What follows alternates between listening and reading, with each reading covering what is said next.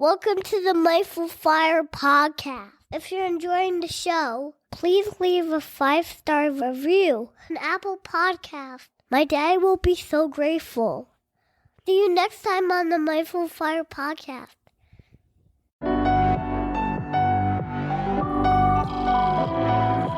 Welcome to the Mindful Fire podcast, where we explore living mindfully on the path to financial independence and beyond. I'm your host, Adam Cuello, and I'm so glad you're here. Before we jump into today's episode, I just wanted to say I hope you're doing well, staying healthy, and if you're in the United States, I hope you had a wonderful Thanksgiving surrounded by family and friends, and I hope you had some time to think about what you're thankful for and really reflect and take in all of the good you have in your life. Over the holiday weekend, I was feeling very grateful to be surrounded by family. My son and my wife, my family from Florida was visiting, my parents, my brother's husband, and I just felt very grateful to be surrounded by family, to be able to spend time together for the first time in over a year and a half. It was really nice. Unfortunately, last week, one of our close friends' fathers passed away unexpectedly, and that really brought to the forefront for me just how fragile life is and how we don't know how much time we'll have with our loved ones. And so this was really top of mind for me this past weekend, and I was really trying to savor the time with my family and my parents because we really don't know how much time any of us have. Tomorrow is guaranteed to no one. So I just wanted to share a little bit about what's been going on for me, and to say that I hope that you're doing well and that you had a wonderful holiday. I also just wanted to say thank you again for all your support of the podcast. It means so much to me that you're getting value from these episodes and meditations and that you're sharing them with your friends. So thank you. So as we head into December, I'm excited to revisit a series that I started earlier this year with my friend Julia Lee. Last year around this time, my good friend Julia Lee told me she was getting ready to leave Google after 6 years and switch careers into the field of sustainability. She had no idea what she wanted to do or how to get started, but she knew that that was the decision she was needing to make in her life. We thought it would be fun and interesting to record interviews for the podcast both before and after this big life transition, and that's what we did. What you'll hear in today's episode is the conversation Julia and I had before she left Google, about how she came to the decision, what preparations she made financially and otherwise, and what she hopes for from the 3 months she'll be taking off of work before she starts pursuing a job in the sustainability space. I originally released this episode earlier this year, and it was by far one of the most popular episodes, but I wanted to repost it so people could really have the context of what it was like before Julia transitioned out of Google and embarked on this 3 months of reflection. This past summer, Julia and I caught up 6 months after she left Google and just before she was getting ready to start her new job in the field of sustainability. It was really interesting to hear how Julia approached her time off and how she ultimately found what she wanted to do in this huge field of sustainability, and then how she went about actually getting a job in the space. The conversation was so interesting, it lasted for more than 2.5 hours, so I'll be breaking it up into 2 episodes that I'll be releasing starting in 2 weeks. I'm really excited to share this series with you at the end of the year, because the end of the year is really a period of reflection and deep thinking about our lives and the changes we might want to make to move more into alignment with what's most important to us. So much is in flux right now with the pandemic and with the Great Resignation. More and more people are looking closely at what is most important to them, what truly matters to them, and questioning how do they want to spend their limited time and energy. So I thought it would be helpful and inspiring to share Julia's journey of doing just that, to see how she approached making big changes in her life that were honestly really scary, but helped her move more into meaning, purpose, and alignment with her values. Make sure to subscribe on your podcast player and to join the email list at mindfulfire.org so you don't miss any parts of this insightful and inspiring series with Julia. I'm also excited to announce that early next year, I'll be sharing my Life Envisioning workshop publicly for the first time. This workshop will help you get clear on the vision you have for your life and will help you understand how you can put the predictive nature of your brain to work to help you make that vision a reality. The workshop has received incredibly positive feedback in the private sessions I've done, and I'm excited to bring it public for the first time and to share it with you, the Mindful Fire community. I'm still working out the details and dates, so make sure to sign up at mindfulfire.org/vision to be the first to know when registration opens. You can find the full show notes for today's episode, including any books, links, or resources mentioned in the episode, at mindfulfire.org/54. Let's jump into today's episode.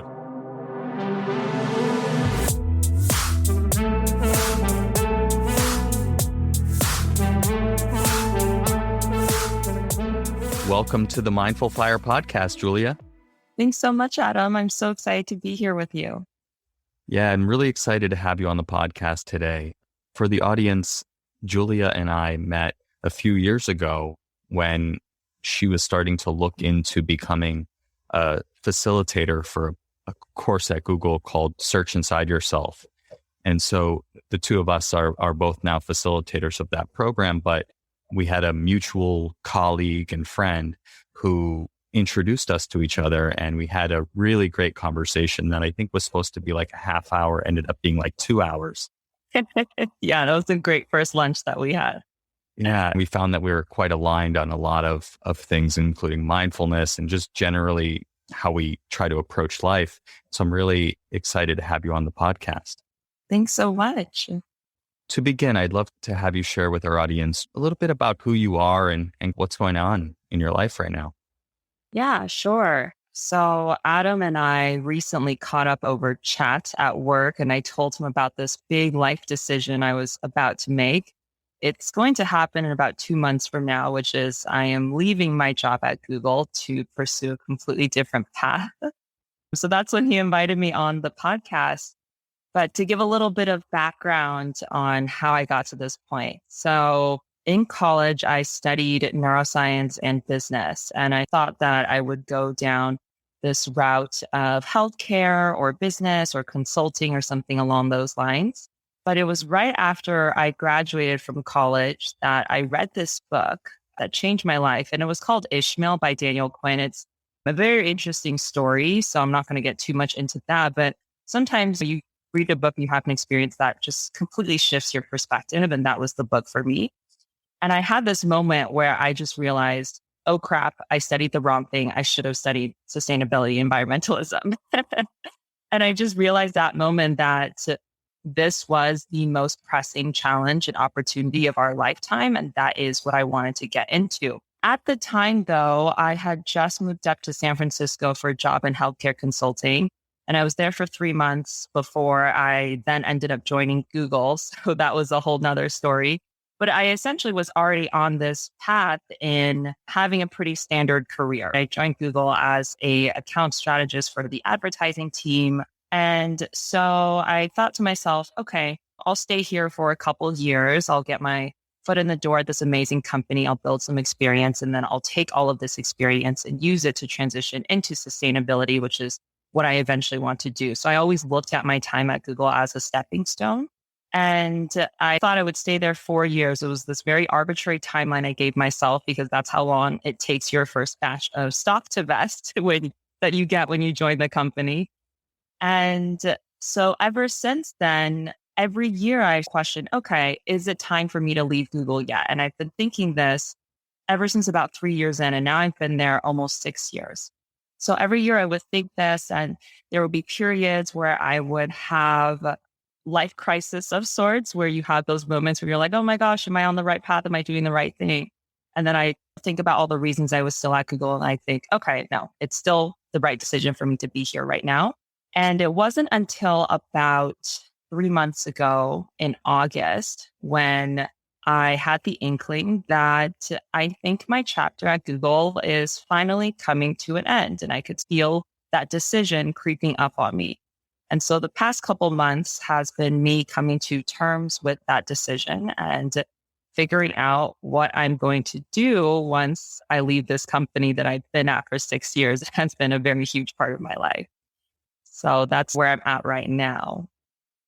Yeah, thank you for sharing that. And I'm curious about what was it in that book, Ishmael, that really spoke to you? You don't have to go into the whole detail of the book, but maybe just give an overview of kind of what it's about and what really spoke to you that made you think, oh no, I studied the wrong thing. Yeah. Yeah. For a couple of years, I was telling everyone, like all of my friends, oh my gosh, you have to read this book. So I'm happy to talk about it. The book is a story about a guy who is a little bit down on life, and he ends up meeting a gorilla, and it's a talking gorilla. And so this gorilla becomes like a mentor to this guy. Like I mentioned, it's a bit of a fantasy story, but the guy starts going back and he's engaging in these conversations with the gorilla, and the gorilla starts telling the man the history of humankind from a completely different perspective. And so essentially, we have grown up with this idea of how the world belongs to us and this image of everything was made for mankind. And the gorilla just offered a different perspective and how mankind fits into the bigger picture. And so even though it sounds like a silly premise for a story, I think it just opened up my mind to a completely different way of looking at the world. And it made me realize how important it was that this issue of this climate crisis that we're running towards is one of perspective and how we view the world, which then leads to the way in which we engage with it and the way we treat it. And so it's this complete perspective shift that needs to happen in order if we're going to change our actions so that we can pull ourselves out of this crisis. Yeah, I think I resonate a lot with the idea that kind of act like, yeah, the world exists for us. I'm also struck by the fact that you really went into Google knowing that it was a stepping stone. Can you talk a little bit more about how that changed how you approached your time at Google, if at all? Yeah. It's funny because the entire reason that I actually wanted to join Google was because of the mindfulness program Search Inside Yourself that Google had. So it was never because, oh, it's a big tech company, I'll make a lot of money or something like that. And I think honestly, when I first heard about Google, I never imagined I would have a career in tech. I never thought that I would be qualified. I didn't have a background in tech. So I didn't really see myself being here where I am right now. But I found out about the Search Inside Yourself program when I was in college and I was studying neuroscience. And that's when I first got introduced to this practice of mindfulness. And this was around the time that mindfulness was really just taking off in general society, and especially within businesses as well, where they were realizing the benefits that mindfulness could bring, not just to your personal life, but also to your performance. So I was reading this article in Time magazine, and it referenced the Search Inside Yourself program at Google. And that was the first time where I was like, wow, that's so cool that there's this company out here that built this in-house 3-day at the time mindfulness program and encourages its employees to take it and really invest in their well-being like that. That's so cool that there's a company out there that matches my values in that way. And I really hope that I can work for a company like that, because I never, thought that I would actually work at Google. So when I was interviewing for Google, I at first looked at it as my foot in the door to become a part of this company culture that valued mindfulness. And I went through this crazy interview process of 15 interviews in a span of 2 months, which is unheard of. And I would say that's not normal. So don't let that scare anyone. But that's what gave me the grit to get through all of those, because I felt like there was such an alignment there. And the company I was working for at the time, I really wasn't feeling inspired or like I was growing.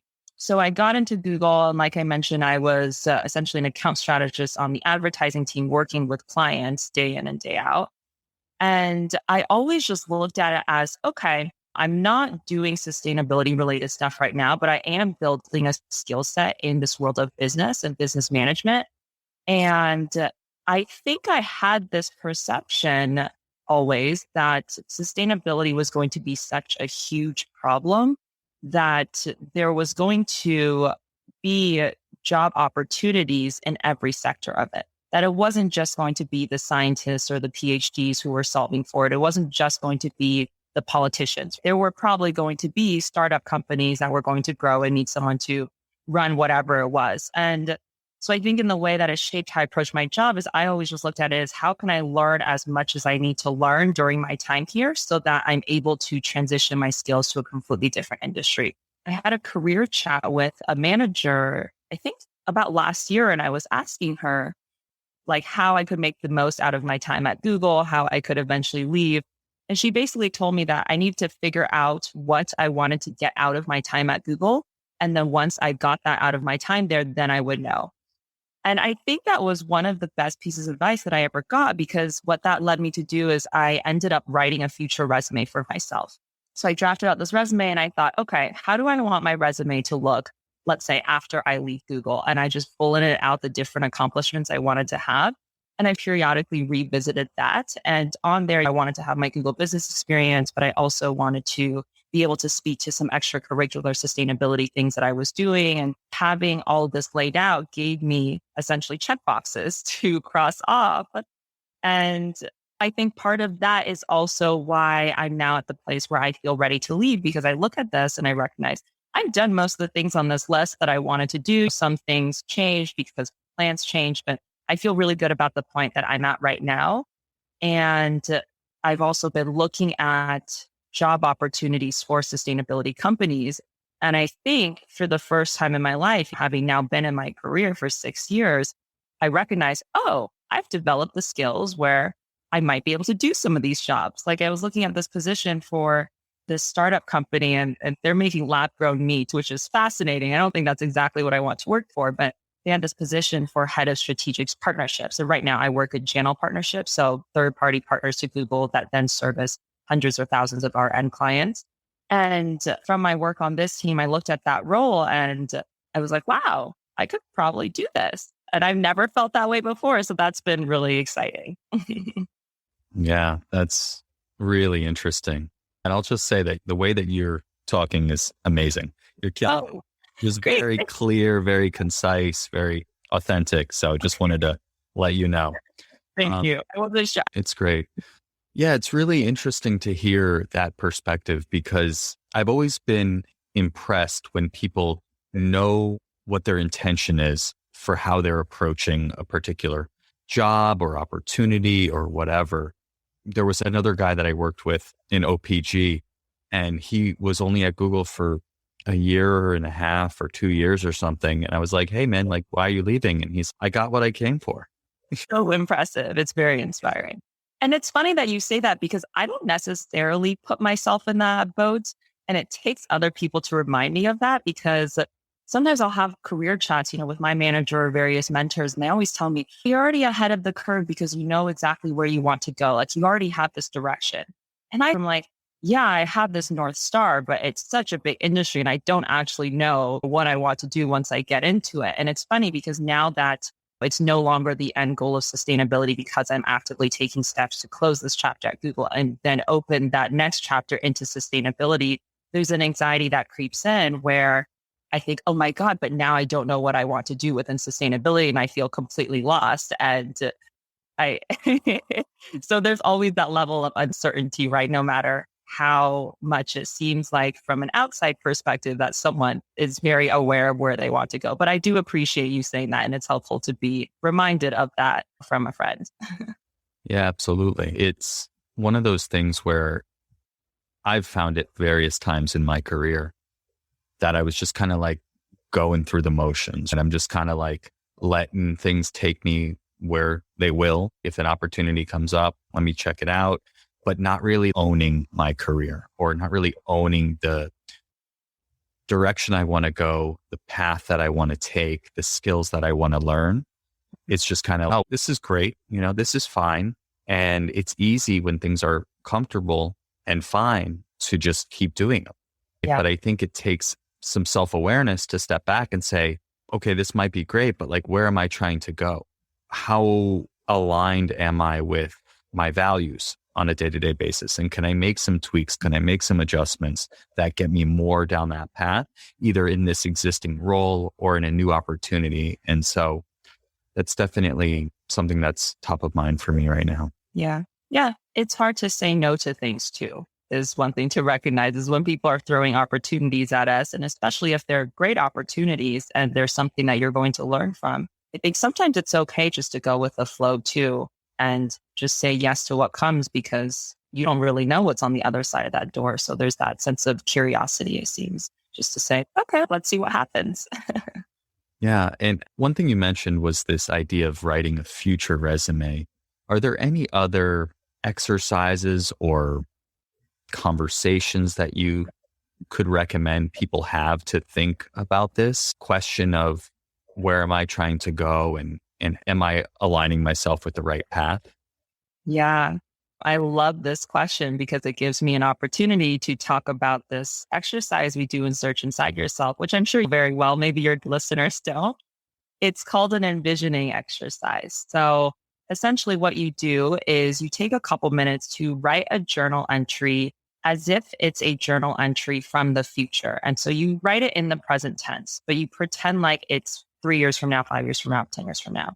And what you do is you write out, what does your life look like at that point in time? What are the ways you feel? Who are you surrounded by? What are the activities that you're doing? And the idea in writing it in the present tense like this is because our brains essentially act like prediction machines. So our brains can't tell the future, right? None of us can tell the future. The only information that we're able to take in is from our past experience. And so if you're not being intentional about how you want to shape your future, what your mind is doing unconsciously is it's taking in this information from the past. It's saying, okay, here's how my life has gone up until now. Based on that, it probably will go the same way. And so you unconsciously just live out the same patterns. And so if you're trying to completely shift something, then this envisioning exercise can take you out of that bubble. And the ask also is just to dream big. What's the prompt? It's If everything in my life meets or exceeds my most optimistic expectations, what will my life be like in 5 years? perfect. Thank you for that. Exactly. And the idea is not if I win the lottery, then what happens, but it's things within your control. And so when you allow yourself to dream really big like that, and you allow these other opportunities, these other ideas to come in, and then when you put them down to paper, it almost tricks your brain into thinking, hey, maybe that is possible. And that exercise actually is one of the reasons why I'm choosing to leave, and something we can get into further is one of the reasons why I'm choosing to leave and actually just take time off for a while. But to rewind a little bit on how I got to this point is I took Search Inside Yourself about 4 years ago for the first time as just a participant, did the envisioning exercise, had that journal entry down. And then about 2 years ago, I went through the teacher training to become a facilitator. And as part of that, you take the program again. And so again, I went through that envisioning exercise. And after teacher training, I thought, oh, I have this journal entry from 2 years before. Let me look at both of them in comparison and see how they compare. It was really interesting. But the thing that stuck out the most to me was in both of the entries I wrote, I will have traveled and I will have taken time off and just traveled the world and gotten different perspectives. And I don't think I even consciously realized at that time how much I wanted to travel and how much I just wanted to step outside of sort of the American bubble, the corporate ladder bubble. I just wanted to see other different ways of living. If you had talked to me, let's say a year ago before coronavirus and all of this crazy stuff happened and our world got to turn completely upside down, my original plan is that I was going to stay at Google until September 2021. Then I was going to take a year off and travel the world, live in different places for a month at a time. I had this idea that I would apply to grad school for sustainability, then defer. And so I would go travel and then come back and just have grad school waiting for me. And I basically had everything all mapped out. Yeah. And then COVID happened. But that's the envisioning practice and how it opened the door for me in terms of, and also what I want outside of that time off. So I think that envisioning practice has been really powerful. Yeah. Do you mind sharing a little bit about that one pager, how you're thinking about that time off? And we can get more into that, but just have to hear your thoughts on how you're kind of approaching that. I actually have my journal right here. It's pretty short. I can read it, which I will acknowledge feels a little bit scary, but I also think it's an example where if you want something to happen in your life, then writing it down is, a powerful manifestation tool of sorts. Talking to other people about it is. And I think reading it out loud maybe is another way of doing so. Before I do, I want to tell you just a little bit about my thought process here. I wrote mostly about how I want to feel during my time off, because I think when you have a goal in mind, like when you want to accomplish something in your life, it's not really about that end goal. So for me, it's not just about quitting Google, but it's how do I want to feel as a result of that goal? And so by writing out those feelings, I also want to remind myself, this is how I want to feel. These maybe are ways that I can bring these feelings into my life right now. So getting clear on that and then bring it into my life right now so I can gradually start to make that mindset shift towards living these types of feelings full time. So this is my short envisioning journal entry to myself. I wrote a vision of a future life for myself, one rooted in joy, presence, and rest. I wake up every morning delighted to greet the day. I luxuriously make my morning tea, lightly move my body, and find a few unrushed moments of mindful stillness. Mornings are dedicated to learning, an online course, a good book, researching what interests me. I have the time and space to cook delicious, nourishing meals that are a reflection of my gratitude and connection to the earth. In the afternoons, I paint. My creativity has never thrived more. 3 times a week, I stress my physical body. I feel stronger and more capable than I have in a long time. As a result, my mind also feels stimulated and alive. Boredom, restlessness, and dread are markers of the past. Rest is prioritized when I need it. This healthy balance of being and doing is simply a microcosm of the paradigm shift that needs to happen in the world. And when the time feels right, I emerge from this cocoon with a clear vision of the change I want to enact in this world and the courage to do it. And so that's my little vision for myself, because this time off for me is also a time for me to reflect on the next step I want to take in my sustainability journey. And the reason I'm taking this time off is because I recognize that I couldn't just rush into it. And I didn't think it would be a best service to myself, because that's how I ended up here. We are told, go to school, get good grades, go to a good college, study a good major, go get a job, climb the corporate ladder. And it was at one point during that hamster wheel that I realized, oh no, I studied the wrong thing. And so I don't want to be in that position again. I don't want to not take that time for reflection and then recognize that I wish I'd done something differently. So I really want to take this time for reflection so that I can move forward in my path in sustainability with a clear idea of, okay, how do I want to engage in this huge, complex, massive space with a ton of new opportunity opening up? Like, we don't know what is going to come out of it. Yeah. So I'd just love to say thank you so much for sharing that. Could potentially be vulnerable, but I do agree that it's powerful to put down on paper what you want from your life. And as you said, it's even more powerful to share it with others. And perhaps it's even the most powerful when you share it on a podcast that a bunch of people are going to. I'll cross my fingers for that. I'd love to hear more about your thoughts on why it's so important to focus on how you want to feel during this time rather than the outcome that you want to get from doing this. Theoretically, you want to know exactly which direction you want to go in the sustainability space as you embark on this new chapter of your life. But instead, in your envisioning, it was more about taking this time off and focusing on how you want to feel. And so just would love to hear your thoughts on why you focused on that and left the outcome just as something that will happen as a result of focusing and getting yourself in the feeling state that you want to feel. Yeah, that's a great question. I think it's because every goal that we have just as human beings, I think we have this goal because we eventually at the end of the day want to feel peaceful, happy, and safe. So that's the root of all of it. But we really tend to get confused by all of these surface level goals that we set for ourselves, whether they are goals that are coming from us internally, or maybe it's things that society has told us, hey, if you achieve X, Y, and Z, then you'll be happy. But at the end of the day, we're all just looking for that joy and that peace. And so I think if you really tune into that feeling and then focus on that feeling that you're going towards, that adds more meaning to your goals.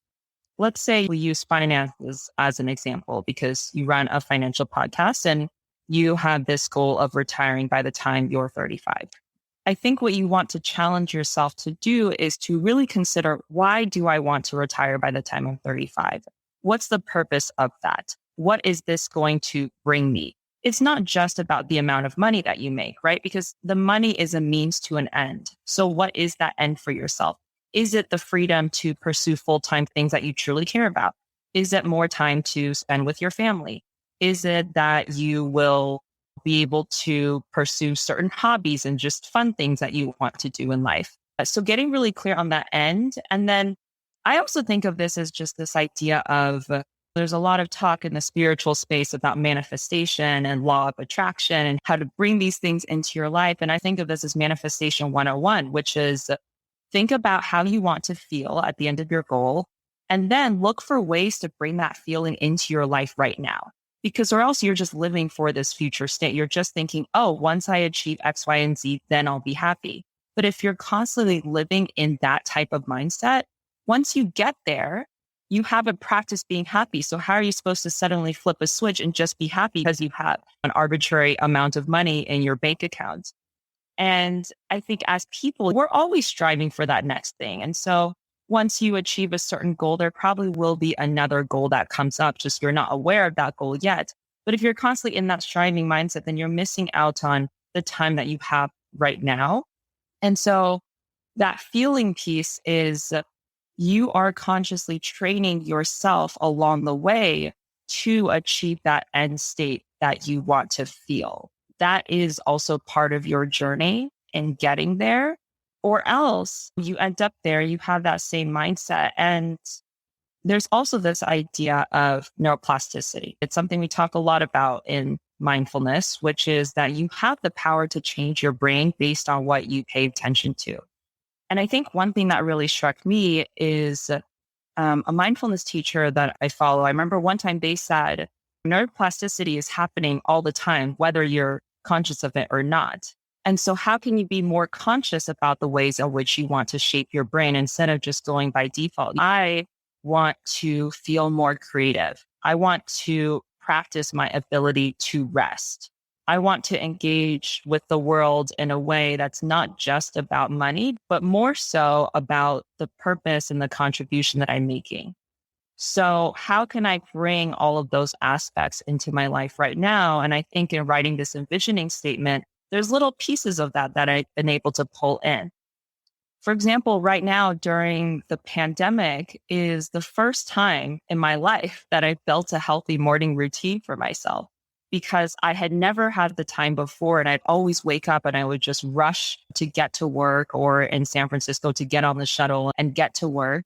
And it was probably about 3 months into the pandemic where it finally clicked for me, where I realized, oh my gosh, I don't have to wake up and drive myself to my desk and start my day and just be unhappy about that. I can bring in this sense of inspiration. I can bring in this sense of excitement to start my day by crafting this morning routine. And so by practicing that right now, when I do take my time off, I won't still be in that default mindset of, oh my gosh, I woke up and now I have to start my day. I have to do this. It's, oh my gosh, I woke up and I have this beautiful routine that I get to do. And I've been practicing doing this routine for the past couple months, and now I'm good at it. And I can use that to then go into, this amazing day I'm going to have. Yeah. Thank you for sharing that. I have had times in my life where I had strong morning routine, and now is not one of those times, but I'm looking to get back to that just because it is so important how you start your day. And I totally agree that getting clear on how you want to feel in the future, especially with regards to financial independence, this idea of retiring early. So many people do put it out there that like, when I get there, then I can be happy. If only this would happen, then everything would be great. But the reality is, when you get there, you're just going to want something else if you haven't practiced feeling the way that you want to feel. And so thinking about that and then really bringing that into this moment is really important and really valuable practice. And I talked about this on another podcast with, I think it was episode 6 with Morgan Bricka. And summary was essentially, don't wait to live your life. And she was saying that she tries to infuse each one of her days with joy and ease. And it's just something that we can do. You just have to be conscious of it and intentional about it. Starting your day with a morning routine where you set that intention and create a little space for doing that really, I think, is the foundation for doing that in more and more of your life. Yeah. I actually loved that episode with Morgan. I resonated a lot with the things she said. So I love that you drew that parallel. I think another thing to remember is that all of life, we're just practicing. there's never an end point. There's never, a point where you're going to have a perfect morning routine. Probably not. Maybe you will, but probably not. And so that's okay. And we have to be able to be flexible with what is going to be most supportive to our current situation. But it's really nice to be able to have these different things in your toolbox, practicing having a morning routine. And then maybe you fall off that bandwagon. But hey, if I need a little bit more structure in my life and I recognize I'm starting my days and just in a bit of a state of dread or whatever it is, I can call on this tool to have it. It's the same thing with the meditation practice is we're always just practicing and there's no perfect end state that we will get to. And I think it's really cool. Let's recognize that we're on this journey. We're always going to be learning. And the fun part is being on this journey because you're always going to be on a journey. Once you hit this goal, you're going to be on a journey to another goal. So how exciting is it that we get to be on this journey right now and learning the things that we're learning in this journey right now? And then we'll have another one where we get to learn new, cool, amazing things that add to our life. Absolutely. I'd love to understand a little bit more about how you got interested in mindfulness and what support mindfulness has provided you as you have thought about making this change and now are getting ready to make this big change of leaving Google and shifting into sustainability. Yeah.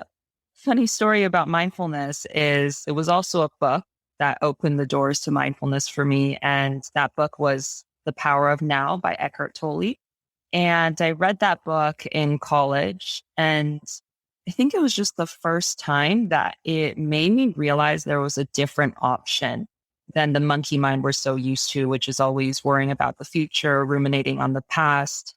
And this concept of, hey, if we can just be present in this moment, wow, there's so much peace here and there's so much spaciousness. And that book was life-changing for me. And that's what led me down this path of search inside yourself in Google and all of that. But I've definitely been leaning heavily on my mindfulness practice during this transition that I'm making because it allows me a better way of relating to a lot of the more difficult emotions that I'm experiencing. And I've also been going through coaching. I realized I was going to make this decision. My mindfulness practice helped me notice that there were a lot of difficult and challenging thoughts that were arising as part of it. So deep down, I really wanted to leave Google and I wanted to transition to sustainability. On the surface level, my mind was saying to me, oh my gosh, this is so scary. Are you sure you want to do it? What if it doesn't work out? What if you never find a job? Oh my God, you're not going to get paid. What if you're really not good enough to succeed in a career in sustainability? All of that stuff that our minds do. And mindfulness helped me recognize that. I probably wanted support in this instance. And then also just applying my mindfulness to dealing with these emotions has really helped me come to a healthy place with them, which is where I'm at right now, because I first decided in August is when I had this inkling, I think I want to leave. And it's probably taken me 3 months to be like, okay, I am secure in my decision and I am ready to tell people about it. And I think the biggest piece that mindfulness has helped me with is when these voices come up, these voices of anxiety or fear or even guilt. Oh my gosh, I'm letting down my coworkers by leaving and things are going to be so hard for them once I leave. Mindfulness helps me, one, not necessarily believe them. A lot of the times we're believing whatever our mind is telling us. But if I can just recognize it as a voice in my head instead of as the truth, that gives me a little bit of space from it. And then it gives me the opportunity to respond to that voice. So one thing I've really been practicing is noticing when these thoughts come up and then saying thank you to them and acknowledging them for what they are and appreciating them. And I find that does not then drag me down into the rabbit hole that they want to drag me down into.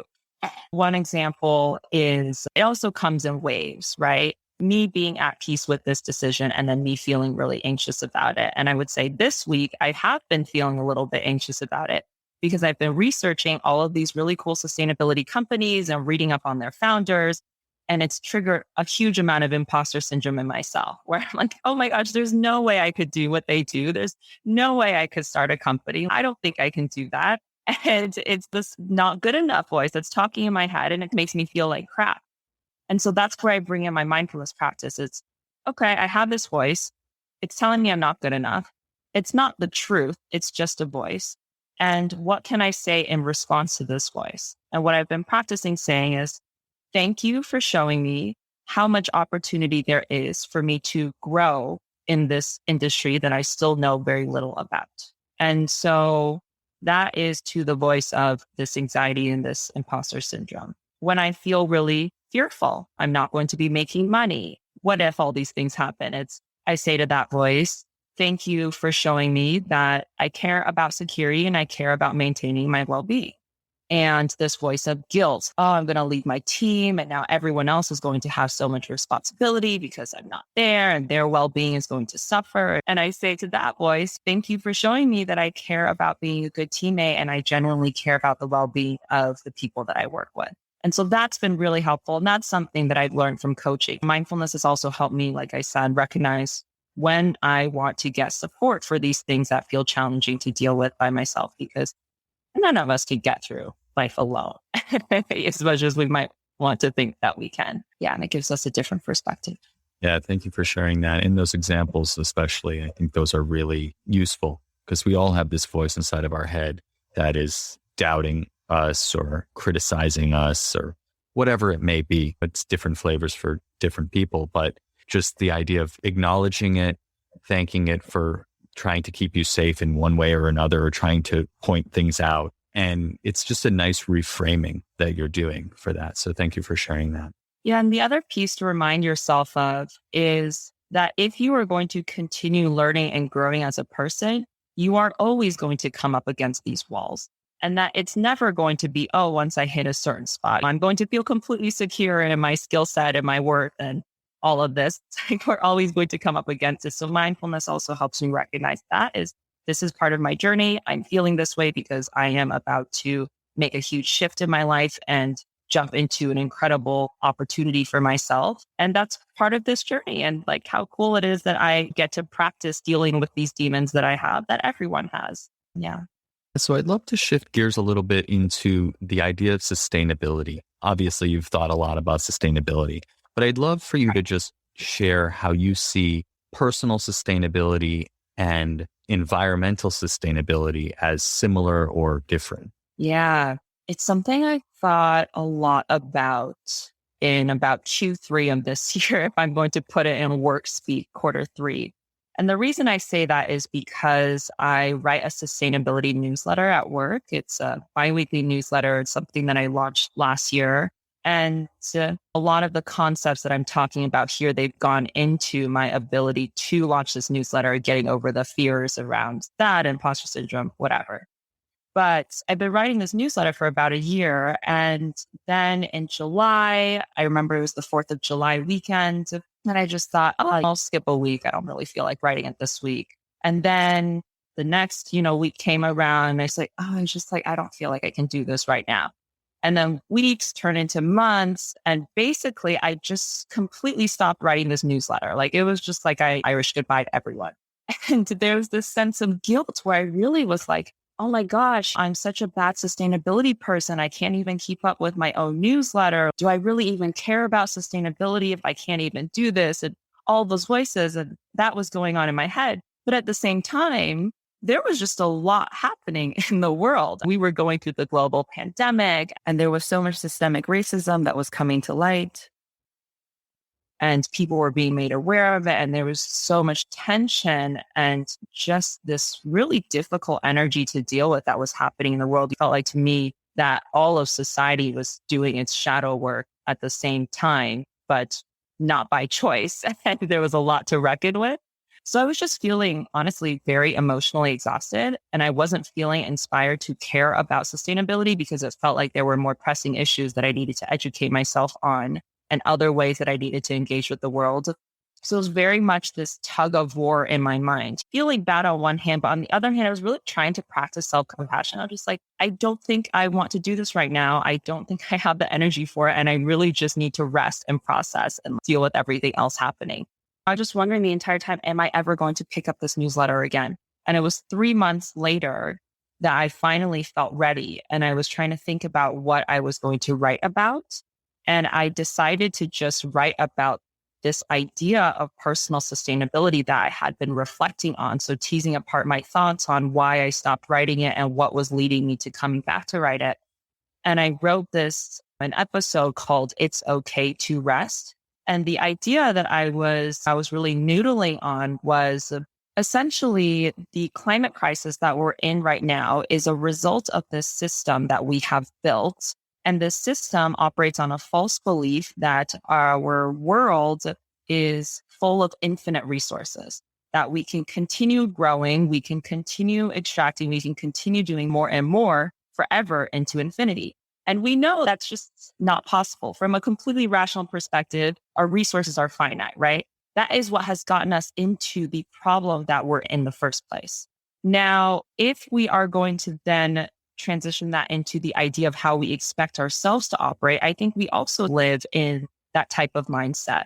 In this very capitalistic culture that we're in, we think we have to be efficient and productive all the time. And we have to continue doing this forever. And our sense of worth is based on how much we're contributing to this society. So there are parallels between how we treat ourselves and how we treat the planet. But the thing is that we know inherently that we are cyclical creatures, that we need sleep, that we need rest. We know the importance of taking time out. I think that's why mindfulness has taken off so much in the past couple of years, because we recognize there's a lot of value to be gained out of taking that break. And we come back a lot more refreshed than we were before. And we also know scientifically, if we don't sleep, we die. So it's the same idea with the planet is if we don't let the planet sleep and we don't let the planet rest, that's how we got to where we are right now. So if we're going to tie this then together between environmental sustainability and personal sustainability, we all know this idea of you can't fill others' cups before you fill your own, and treat others the way that you want to be treated. And you have to take care of yourself and be the best version of yourself if you're going to be of service to other people and to the world. And so if we are going to completely change our mindset around how we expect the world to operate, which we know we have to do, we have to rewrite the story of our economy and what we think is valuable. We have to rewrite that story in our personal lives first. We have to be able to understand and honor the fact that we need to rest in our lives and give ourselves permission to do that if we are to give our planet the permission to take breaks and to rejuvenate and to restore her natural resources. Even to me right now with this pandemic, it feels like we are in this forced time out by Mother Earth. She's saying, you guys have done enough bad stuff. Like you need to sit in time out. And even just being in this time out for a period of a couple months, we were seeing these headlines, right, of the skies clearing, of animals returning to certain areas. There was a little bit of fake news around it, but there was some restoration that was happening in different areas of the world and in parts of the ocean just from the decrease in human activity. So it speaks to the huge potential there is for the earth to rejuvenate herself, but it won't be able to do that if we continue pushing up our resources in the same way that we do that to ourselves, where we continue pushing, and it leads to burnout and it leads to all of that other stuff. So in that envisioning little journal entry, I wrote myself, me giving myself the permission to take a time out and take that sabbatical. I want that to be a microcosm and a reflection of the type of relationship that I hope we can learn to have with our planet. Thank you for sharing that. I think that's really a powerful way to think about life. And I think the parallels are abundant when you think about how we are constantly going and how we're constantly just exploiting the resources of the earth to no end, expecting that it will never just stop working. Because we see that in our life and in the world. Yeah. And I listened to a climate talk recently, and something that really stuck with me was this idea of how we value things in our economy, where a tree is worth more to us dead than alive, even though trees only make the oxygen that we breathe. But just because our system doesn't value it doesn't mean that it's not valuable. It just means that our system is maybe a little bit twisted. So I think of that in the same way in our personal lives. Just because our system doesn't value rest doesn't mean that rest is not important. And in the grand scheme of things, once I take this time off, I'm hoping to go back in with a completely renewed sense of drive and of desire and of just recharging my battery. So I'm ready to completely re-engage in the way that I want to re-engage instead of from a depleted sense. Yeah, can you tell me a little bit more about the idea of giving yourself permission to take this 3 month sabbatical, this 3 months of rest and rejuvenation, and just how you're thinking about that? Yeah. I say permission a lot because I think we live in this world that does not give us permission. And so you have to practice giving yourself permission. And again, that's where mindfulness comes in, is teasing apart what do you want and what is truly important to you and what the world tells you you should want and tells you what should make you happy.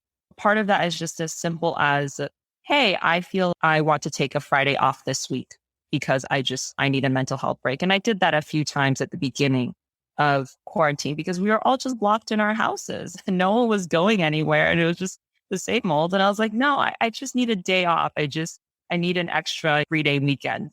But no one is going to tell you, I think, hey, it's okay to do this. So sometimes you have to tell yourself, no, it's okay for me to do this. It's okay for me to take some time to myself, or it's okay for me to just not give my entire life away to work because that is what the system wants out of us. And I try and remind a lot of my friends about this as well. When they'll say, oh, I don't have the time for this, or I don't have the money for this. I'm like, you probably have the time, you probably have the money, but you just have this idea of, I can't spend that money. And actually, if I'm going to talk a little bit about me taking this sabbatical and not going to be making any income during that time, that's a huge piece of giving myself that permission to dip into my savings, because that feels really scary. And I could be of the mindset, oh my gosh, no, like I don't have enough money, or what if this happens, or what if that happens? That's one way of looking at it.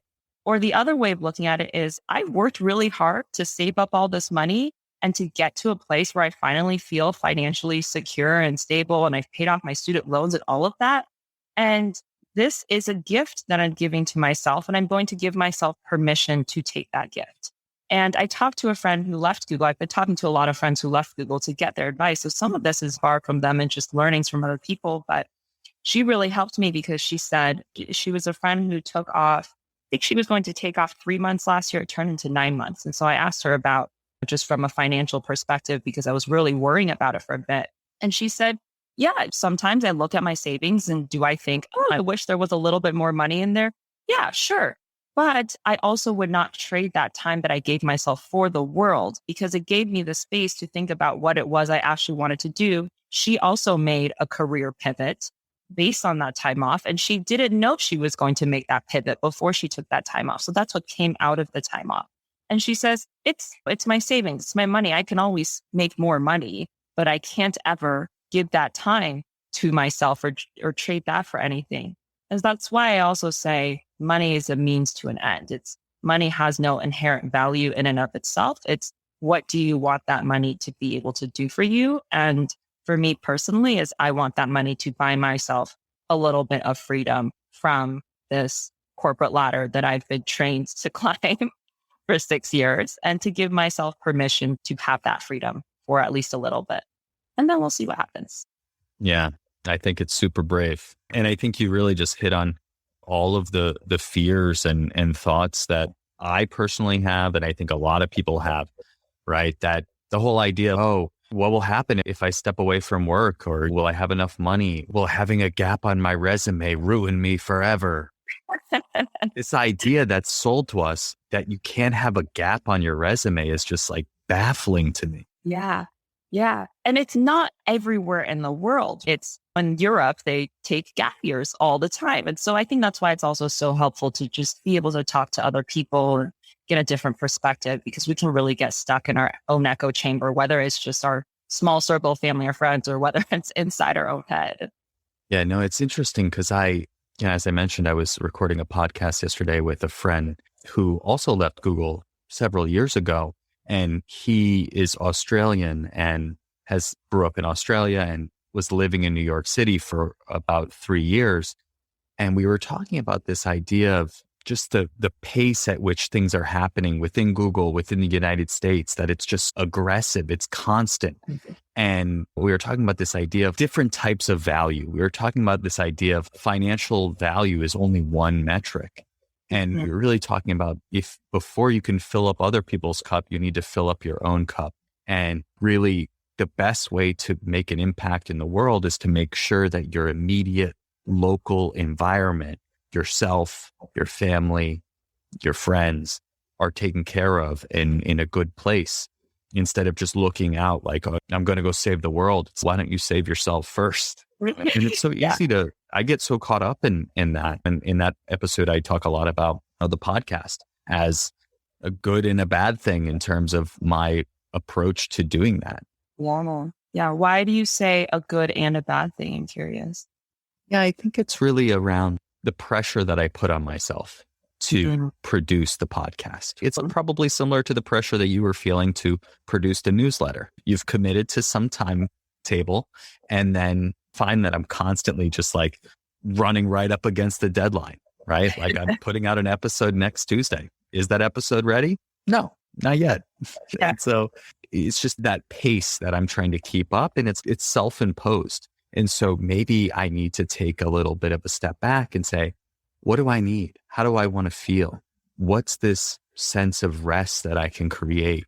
Instead of focusing on producing so much and getting caught up in the go of work and life, maybe there's some level of a little bit more balance that I can find, eating healthy and really getting my mind around like why that's so important. And I think it gets back to this idea of sustainability. If I'm just jumping from one dopamine hit to the next, watching TV or looking at my podcast stats or eating McDonald's or whatever it might be, that my wife jokes that like me going to McDonald's is my self-care. Yeah. I could probably do a little better than that. But then again, also I can indulge. Yeah, Adam, I definitely relate, I think, especially on the doing a project, an extracurricular project that you've given yourself. Because I always have this idea of, oh, I'm not doing enough. And I think I hear that you're also feeling that way about it, because you are running this podcast where you want to inspire other people around financial independence and mindfulness. And that's a huge goal. And so there's this idea of, oh, but I could always reach more people, or, oh, I could always release more episodes, or I could grow faster, or whatever it is. And I feel the same way about my newsletter with sustainability. It's a huge problem. And I was like, I don't have enough subscribers. Like, I want more people to read. And so one thing we really have to practice with ourselves too is just saying, this is enough. Oh, I have 250 subscribers. This is enough. There are 250 individual people who are reading this. And same with you, like the people that you are reaching, how can you practice saying to yourself, even if I just inspire one person, that's enough. Or even if I just inspire 5 people, that's enough. Because I think it's just this not enough mindset that we're always running to. And then it comes to self-care too. Oh, I'm not doing enough to take care of myself. But it's, do we think that something magical is going to happen if we eat one less meal at McDonald's? Probably not. So how can you let wherever you are and whatever you're doing be enough for right now, and acknowledge, yeah, there are areas for me to grow. And how cool is it that I have this path that I get to grow on, and I have so much to learn there. And everything I've learned up until now has been amazing, and it's enough. And it's enough for me at this current moment in time. It's a bit of self-compassion there that we're always practicing. Totally. And this idea of enough is one of the reasons why I'm exploring this podcast. It's very much top of mind. And I think you summarized it beautifully, because especially in the like doing things and striving and all of this, it's enough. It's enough to put out a podcast, and it's enough to be working and parenting full time. Yeah. And it's enough to get through some of my deluge of emails. It's really hard for me to come to that. You're not. Yeah. So it's a constant struggle. Yeah. Yeah. Okay. Let's shift gears now to what I call the Mindful Fire Final 4. All right. So the first question is, what is one thing that you're extremely grateful for? I'm extremely grateful for the time that I've had at Google. I think because I am coming up on the end of this chapter. And when I tap into that gratitude, it allows me to live each day while I'm still here with so much more presence. So it's not just, oh my gosh, I'm so excited to leave. I can't wait until I leave. And then let's say I leave and I'm like, oh no, I've left and now I don't have all these amazing resources I had. And there's that sense of regret. So I don't want to have that. So I really just want to tap into that gratitude. And I'm so grateful for everything I've learned. I'm so grateful that I had this stepping stone. So grateful for all the connections that I made and the opportunities that I've gotten to develop myself in ways that are not just tied to my job description. I've been able to do the sustainability stuff. I've been able to do the mindfulness stuff all through Google. And it's been really incredible. And I think I will always be able to look back on this time in my life with just so much gratitude. How amazing it was that this was something I got to live through, even the really hard parts and the challenging parts, but also just the opportunities I've gotten and the people I've gotten to meet. It feels like a really beautiful part of my story. Yeah, thank you for sharing that. I totally agree and often lose sight of that. It makes it easier for the days when you're like, oh, I really don't want to do all of this, or the assignments that don't feel inspiring. But when you put it all in the big picture, and I also ask this question to myself a lot is, oh, when I'm on my deathbed, I will have been proud of myself to have been brave enough to leave Google to do this other thing. But also so much gratitude for Google being part of that bigger picture. It's interesting that you say that you are bringing in gratitude into how you approach each day of the time that you have left at Google. So I just passed 10 years at Google, and I've thought about thank you. I've thought a lot about this from time to time in terms of how do I make the most of this opportunity? And to some degree, take as much advantage of this time that I can. And I think that while I'm feeling a little bit burnt out with everything going on in 2020, I think looking towards the idea of retiring from Google at some point in the next handful of years, how can I make the most of this opportunity that right now? How can I approach each day with a sense of gratitude, with a sense of living in alignment with my values, even if everything that I'm doing isn't perfectly aligned, but how can I make the most of the opportunity that I have right now? Yeah. And you see how it fits into your bigger pictures. You have your North Star and you see how Google fits into that. If it doesn't anymore, then you would make a change. And so for me, for the longest time, it did fit into that. And then now I'm recognizing it doesn't anymore because I'm progressing now further in a direction I don't want to go. So I have so much gratitude for where it's gotten me to. But now is the time for the end. Yeah. And I think for you, always keeping in mind that North Star and having that gratitude of this place where you are is getting you towards that North Star. If it doesn't at some point or you reach that star, awesome. Yeah. But keeping things in perspective. Yeah, I think I need to do a little bit more reflection on what that North Star is and where I'm trying to go. I have inklings, but I don't know if I've fully. You might have 5 different North Stars, or you get there and you realize there's another star somewhere else you're chasing. And that's all right. So the second question is, what piece of advice would you give to someone early on their path to financial independence? So I would tell them to always have a learning mindset, because I'll leave your listeners with this last funny story. Your podcast is called Mindful Fire. And when I started listening to it, I was mostly listening to the meditations, loved those. But I just thought you called it Mindful Fire because I was like, fire is a cool concept. And it wasn't until I started listening to the interview that I realized, oh, it's this acronym for financial independence, retire early. And that's why it's all about finances. And that's why he says that in the intro. I actually, full disclosure, I don't consider myself a very financially savvy person. And I, to myself and make fun of myself for this a little bit, but I'm like, I barely know how to log into my 401k.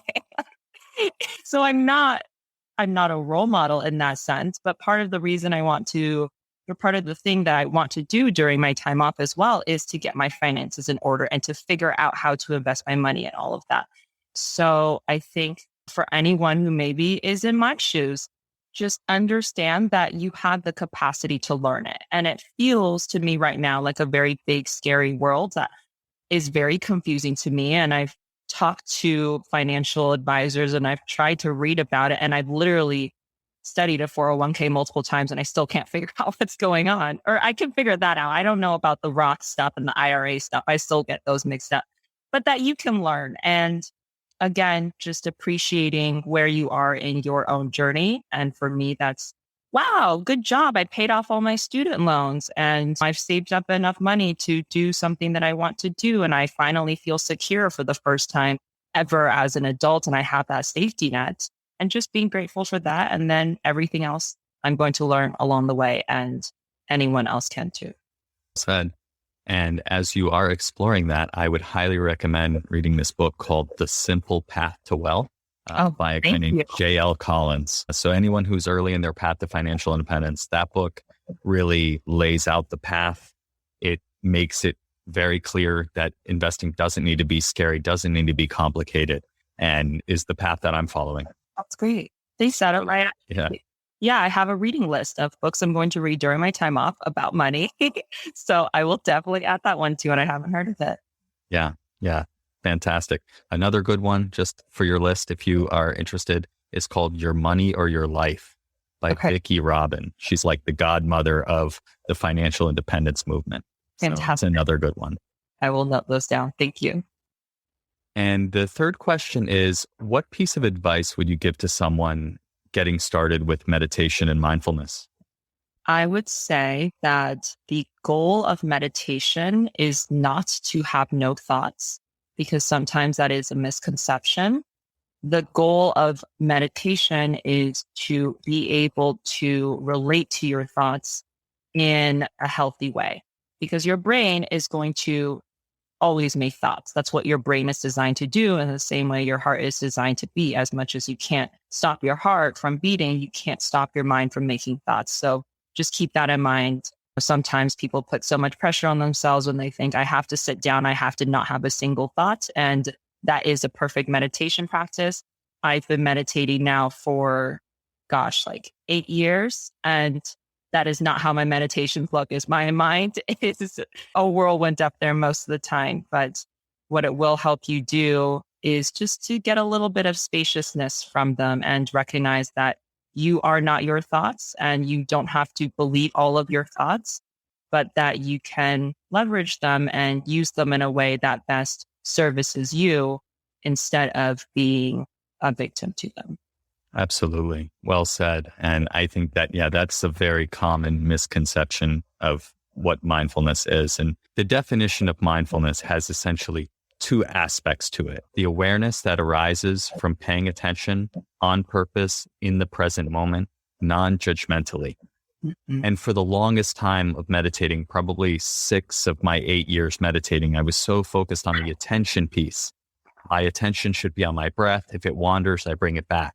And while that's part of it, there's also this whole aspect of the attitude that I bring to it. Mm-hmm. How you described this, how I'm relating to my thoughts and my experience. And so this idea of non-judgment, or the way I think about it is just being open, kind, and curious towards myself and whatever comes up in my experience. Yes. As much, if not more important. And so I think you summarized that beautifully. Yeah, there's the practice where you sit there and you watch your thoughts, but the more you bring in that open and curious and kind mindset, the more you'll be able to bring that into your day-to-day experience, as well as when you're just navigating life and a little thought comes up, and instead of believing it and then feeling bad probably as a result of it, oh, my crazy brain, there's that thought again. Yeah. Exactly. And the final question is, how can people connect with you online and find out a little bit more about what you're working on or your journey as you head forward? Wow, that's a great question. The best way to get in touch with me as of right now would just be my email address. So that is lee.julia.w@gmail.com. It's spelled li.julia.w@gmail.com. And the reason I only share that is because I'm in this phase where I'm trying to disconnect from Instagram a lot more. And I've been trying to not go on it as a result of watching The Social Dilemma recently. So I'm experimenting with my relationship there, and I'm hoping I'll come out of it on the other side, maybe with a healthier relationship. But also just teasing apart what does it even mean to have a healthy relationship with our online profiles. So there's that. Maybe I'll build a website at some point when I'm unemployed. We'll see. There is my email, and I would love to connect with anyone on anything related to mindfulness and sustainability and food, which is something I'm hugely passionate about in relation to sustainability and art. I actually am trying to be a bit of a part-time artist during my time off, which is something we didn't talk about today. But yeah, there's a lot of things I'd love to engage with any of your listeners on. So that's where they can reach me at my email. At some point, I do intend on rebuilding a healthy relationship with social media, and I do intend on getting back on Instagram. And so my Instagram handle is at WJulia, which is where people can connect with me as well. Perfect. Thank you, Julia, so much for taking the time and sharing your wisdom on this podcast. I learned so much and am going to try to incorporate some of it in my life.